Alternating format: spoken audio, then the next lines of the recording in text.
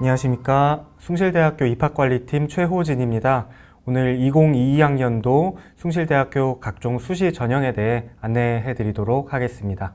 네, 먼저 학생부 우수자 전형에 대해 설명드리도록 하겠습니다. 학생부 교과 성적 100%로 선발하는 전형이고요. 올해 474명을 선발합니다. 작년에 비해 달라진 점이 하나 있는데요. 지원 자격에 변경이 생겼습니다. 학교장 추천이라는 지원 자격이 생겼는데요.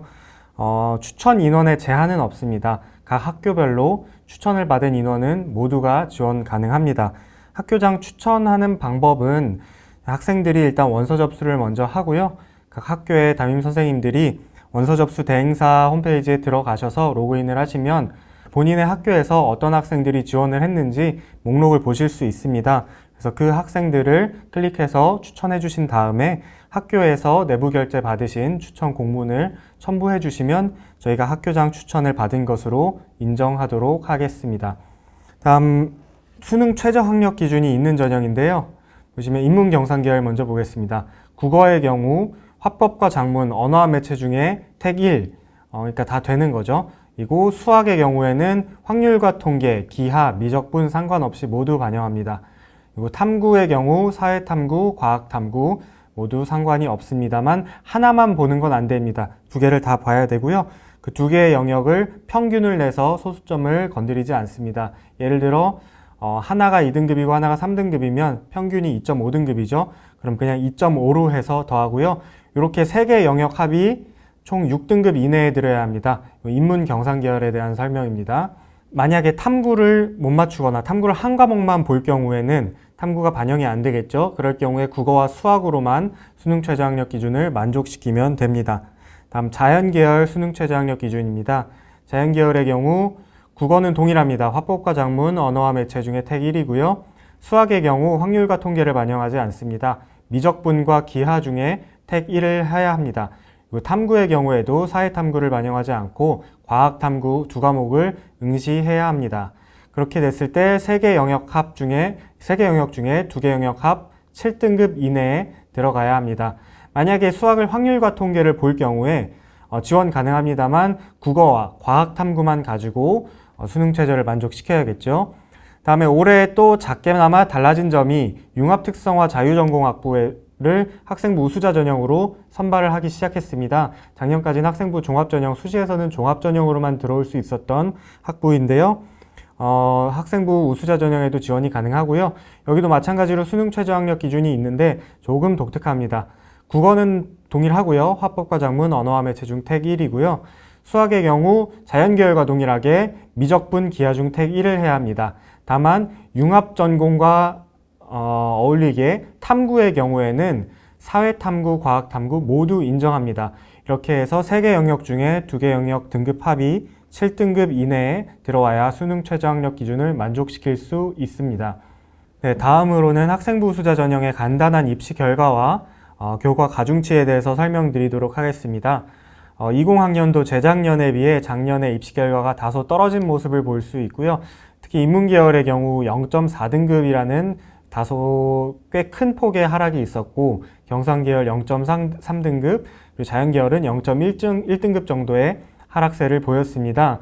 원인은 여러 가지가 있을 수 있는데요. 학령인구 감소를 대부분 많이들 꼽고 있는데 학령인구 감소와 맞물려서 작년에 코로나 상황으로 인해서 수능 응시 인원이 많이 줄었습니다. 그래서 앞전에 설명드렸던 수능 최저학력 기준을 만족시킨 학생들이 꽤 많이 줄었어요. 그래서 수능 최저학력 기준은 만족시켰으나 내신 평균 등급이 조금 아래에 있는 학생들이 많이 합격을 하면서 특히 인문계열의 경우 많이 하락을 보였는데요. 올해에도 마찬가지로 코로나 상황이 안타깝게도 이어지고 있고 수능 최저학력 기준이 작년과 거의 동일한 상황에서 아마 비슷한 경향을 보이지 않을까라는 예측을 조심스럽게 해보기는 합니다. 다만 어디까지나 예측인 점은 참고해 주시고요. 올해 입시 말고 내년 입시부터는 저희 수능 최저학력 기준이 바뀌어요. 영어가 들어가면서 조금 완화된 경향을 보이기 때문에 이런 부분을 전략적으로 이용하실 수 있는 마지막 기회가 될 수 있을 거라 생각을 합니다. 다음으로 교과 가중치에 대해 설명드리도록 하겠습니다. 인문계열 먼저 보실게요. 인문계열의 경우 국어와 영어의 비중이 큽니다. 국어, 수학, 영어, 사회, 교과에 속한 모든 과목에 점수를 반영을 하는데요. 국어, 영어를 35%씩 각각 반영하고 수학과 사회를 15%씩 반영을 합니다. 경상 계열의 경우에는 수학과 영어를 반영합니다. 소위 말하는 문과의 계열임에도 불구하고 경상 계열은 경제나 경영 이쪽에선 수학이 많이 쓰이기 때문에 수학을 35% 반영을 하고요. 다음 자연 계열의 경우엔 수학 35%를 반영하고 영어와 과학을 골고루 25%씩 반영을 합니다. 그리고 올해 또 교육과정이 바뀌면서 진로선택 과목이라는 부분이 생겼는데요. 졸업자의 경우에는 진로선택이 성취도로 나오지 않고 등급으로 나오기 때문에 그냥 진로선택 구분 없이 작년과 동일한 방식으로 계산을 할 예정이고요. 졸업 예정자, 올해 고3 학생의 경우에는 일반 선택 80%, 진로선택 20%의 비율로 나누어 계산을 합니다. 그래서 성취도가 A, B, C로 나누는데 A는 1등급, B는 2등급, C는 3등급 정도로 환산된다고 생각을 하시면 되겠고요. 졸업 예정자의 경우 진로선택 과목에는 이 교과 가중치가 없습니다. 그냥 속한 교과 모두 한 번에 통쳐서 20%를 계산을 해서 반영을 하니까요. 자세한 내용은 저희 입학처 홈페이지에 구체적인 계산 방식 설명이 올라가 있으니 참고해 주시면 감사하겠습니다. 다음 논술 우수자 전형에 대해 설명해 드리도록 하겠습니다. 논술고사 60% 성적, 그리고 학생부 교과 성적 40%를 반영하는 전형입니다. 마찬가지로 수능 최저학력 기준이 있고요. 아까 학생부 우수자와 다른 점은 융합특성화 자유전공학부는 선발하지 않습니다. 그래서 인문경상 계열 먼저 보시면 학생부 우수자 전형과 동일합니다. 국어, 화법과 작문, 언어와 매체 중에 택 1이고요. 수학의 경우 확률과 통계, 미적분, 기하 모두 상관이 없습니다. 그리고 탐구도 사회, 과학, 탐구 모두 반영을 합니다. 당연하게도 직업 탐구는 안 되고요.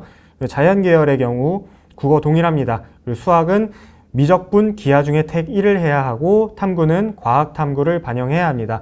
그래서 인문경상은 3개 영역 중 2개 영역 합 6등급 이내, 자연 계열은 3개 영역 중 2개 영역 합 7등급 이내에 들어야 합니다. 교과가 40%라고 아까 말씀을 드렸는데요.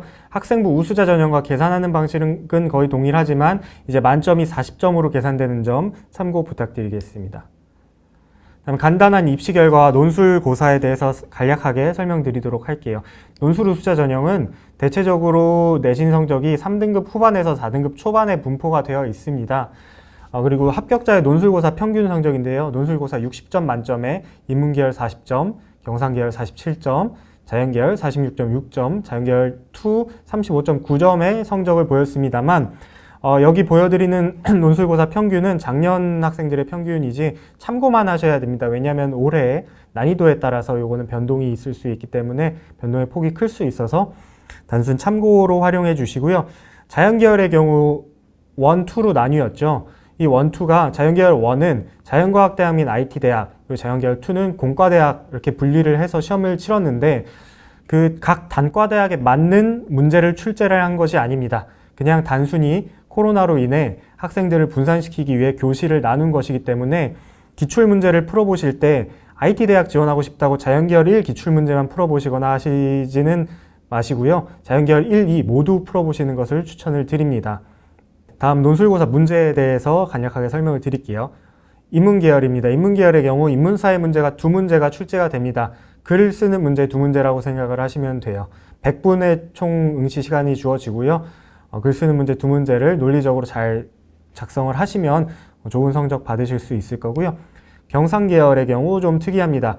경제 및 수학 2문제라고 되어 있죠. 경제 관련돼서 인문사회처럼 글을 쓰는 논리적 사고를 보는 문제가 하나가 나오고요. 그리고 수학 문제를 푸는, 경제적인 수학 문제를 푸는 문제가 또 한 문제가 나옵니다. 그래서 인문과 자연이 약간 섞인 느낌이라고 보시면 될 것 같아요. 그 다음 자연계열입니다. 수학만 4문제가 나옵니다. 3년 전인가부터 과학이 폐지가 되고 수학만 4문제를 출제를 하고 있고요.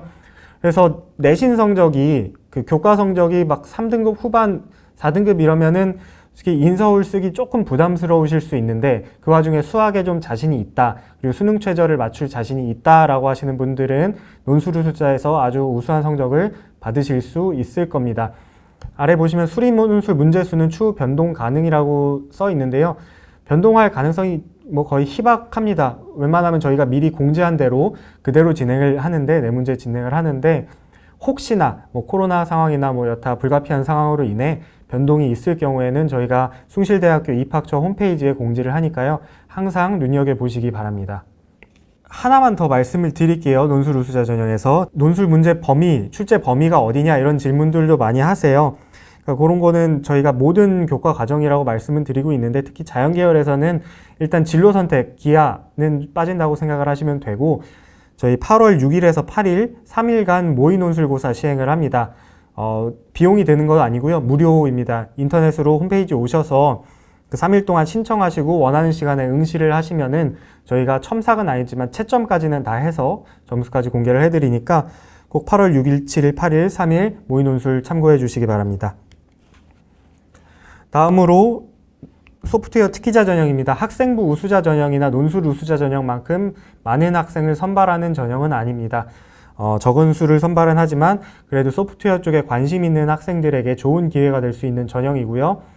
학생부 종합전형과 굉장히 유사하지만 차이점이 있다면 외부 수상 실적을 인정하는 특기자 전형이라는 점입니다. 1단계 서류 종합평가로 100% 선발을 하고요. 생활기록부, 자기소개서, 그리고 입상 실적 이렇게 반영을 합니다. 그래서 2배수 선발을 하면 2단계 면접고사로 최종 선발을 하는데요. 1단계 성적 70% 그리고 면접고사 30%가 반영이 됩니다. 네. 입상 실적 같은 경우에 질문을 많이 하시는데요. 소프트웨어 관련된 입상 실적이 굉장히 다양합니다. 그 중에서 저희가 인정하는 것은 굉장히 한정되어 있으니까 꼭 참고를 해주시기 바랍니다. 먼저 정보올림피아드, IOI 국제정보올림피아드, KOI 국내 정보올림피아드 전국 규모로 나가셔야 되고요. 여기서 입상한 실적을 인정을 하고 있고, 두 번째로 소프트웨어 중심대학 사업협의회라는 데서 주최한 프로그래밍 대회 인정하고 있습니다. 마지막으로 국내 4년제 대학에서 주최한 전국 규모 프로그래밍 실기 대회 이런 걸 인정을 하고 있습니다. 네, 다음으로 예체능 우수 인재 전형입니다. 요거는 이제 해당하는 학생들이 많지는 않을 수 있어요. 먼저 축구와 체육은 특기자 전형입니다. 축구 선수와 체육 각 종목 선수들을 뽑는 전형이라고 생각하시면 되는데요. 입상 실적 60%, 그리고 교과 성적 20%, 면접고사 20%의 성적으로 진행을 하고요. 선발을 하고 있고요. 교과의 경우 출결에 따라서 감점이 있습니다. 결석이 많으면 최대 마이너스 1점까지 감점이 되고요. 축구는 축구에서 10명을 선발을 하는 거고, 체육의 경우에는 종목이 3개입니다. 당구, 볼링, 펜싱 각 종목에서 1명씩 선발을 하고 있고요. 자세한 입상 실적 자격 요건 같은 경우에는 배점이나 자격 요건은 저희 모집 요강에 나와 있으니까 참고를 해주시기 바랍니다. 다음 연기 전형입니다. 연기는 그래도 지원하는 학생들이 꽤 많아요. 16명밖에 선발을 하지 않는데 그래도 많은 학생들이 지원을 해주고 있습니다. 다단계 전형으로 진행을 하고요. 1단계 실기고사 60%에 학생부 교과 성적 40%로 선발을 합니다. 총 4배수 선발합니다. 작년까지 3배수였는데 올해 1배수를 더 추가해서 4배수를 선발을 합니다. 그리고 2단계로 올라가면 2단계 실기 성적이 80%로 비중이 올라갑니다. 그리고 1단계에서 학생부 40% 반영했던 거의 절반인 20%로 성적을 반영하고요. 올해도 작년과 마찬가지로 1단계의 경우 코로나 때문에 비대면 실기고사를 시행할 계획입니다. 영상을 업로드하는 방식으로 진행을 할 예정이고, 2단계의 경우 인원이 많지 않아서 저희가 최대한 방역 지침을 준수해서 대면 실기고사를 할 계획인데요. 근데 코로나가 요새 또 점점 심해지고 있어서 어떻게 될지 아무도 예측이 안 돼요. 그렇기 때문에 실기고사 방식이 혹시나 비대면으로 변경될 수도 있습니다. 아직까지 계획은 없습니다만 그럴 가능성은 충분히 열어두시고 항상 숭실대학교 입학처 홈페이지를 확인해 주시기 바랍니다. 지금까지 2022학년도 숭실대학교 각종 수시 전형에 대해 말씀드렸습니다. 더 자세한 내용이 궁금하시면 숭실대학교 입학처로 전화 주시면 언제든지 친절하게 응대해 드릴 테니 부담 없이 전화 주시기 바랍니다. 지금까지 경청해 주셔서 감사드립니다. 감사합니다.